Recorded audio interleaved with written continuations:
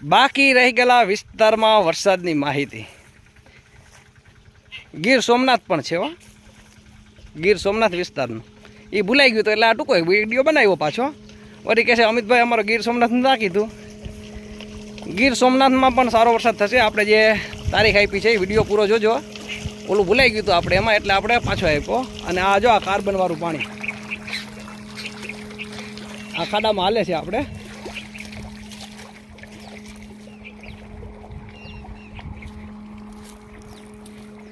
આ બધું આમાં હે, લાલ ને કાળું પાણી હે આમાં. આ ખાડો ખૂટે નહીં, ગમે મોટર ના આખો તમે 2-3 દી લગીને ઉપડે જ નહીં. એટલે આ બધું હાથિયું હે, કપાસની, જીરા ધાણાનું, ચણાનું બધું, ખાર્યું ને ભૂકો ને એવું બધું નાખેલું છે આમાં. કાર્બન ને થઈ ગયું છે આમાં, ઘણા બધા તત્વો હોય. અને પાણીમાં પગ નાખીએ થોડીક પછી બરવાય મંડે પગ, જલદ છે બહુ.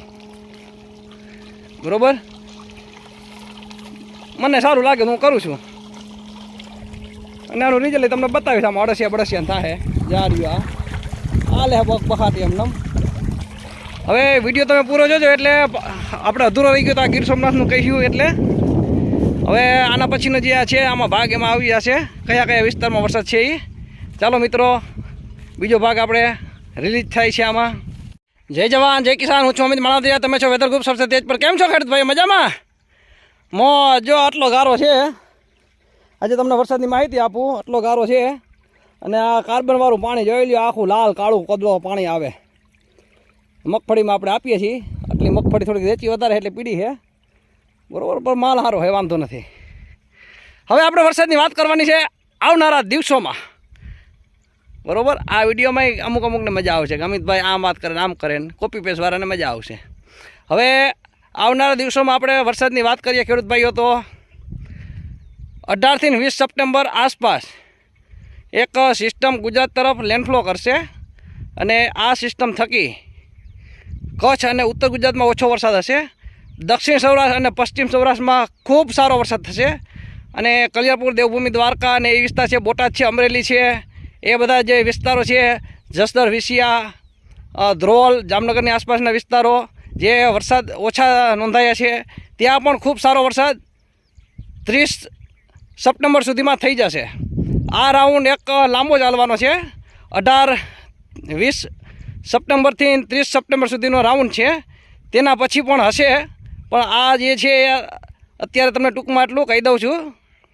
અને આ રાઉન્ડમાં ઘણા વિસ્તારોમાં ખૂબ સારો વરસાદ થશે. બરાબર ખેડૂત ભાઈઓ, આપણે પાણીની જરૂર નથી આ મગફળીમાં. આ કાર્બનવાળું પાણી પાય છે, આમાં ખાડો છે આપણે ખેત તલાવડું, એમાંથી આપણે લઈ છીએ. જોઈ લ્યો, કાળું લાલ જ પાણી આવે હાવ કાર્બન. અને કદાચ થોડીક વાર ઊભા રહીને પછી તડકે ઊભા રહી કે છાંયે જાય તો પગ બરે, ચટપટે પગ, એટલું આ જલદ પાણી છે. આપણે મગફળીમાં આપણે ગયા વર્ષે પણ આપ્યું હતું. આ ખાડાની અંદર આપણે ઘણો બધો કચરો નાખેલો છે, કપાસની હાથિયું છે, જીરા ધાણાનો ભૂકો છે, એવું બધું નાખેલું છે. એનું આ પાણી આવે છે, મોટર એમાં ઉતારી છે, ખાડો ખૂટે એમ નથી. અને આપણી આ જમીન એટલી ભેજવાળી છે, છતાં પણ આમાં માલ સારો છે. હવે ઝાડવું આપણે ઉપાડીને તમને બતાવીએ લાઈવમાં. આ રહ્યો આ માલ, ગિરનાર 4 દેખાય છે ને. હજી આમાં કોકો ખુયા છે એ બધા થઈ જશે. ચાલો મિત્રો, આપણે વરસાદની માહિતી આપી દીધી છે. મારે નાકું ભરાઈ ગયું છે, હું વારી લઉં. બરાબર, આ રીતનો વરસાદ થશે, ટેન્શન ના લ્યો. દેવભૂમિ, દ્વારકાવાળાની બધાય સારો વરસાદ થઈ જશે. જય જવાન જય કિસાન, જય દ્વારકાધીશ સૌ મિત્રોને. હાલો નાકું વારી લઉં.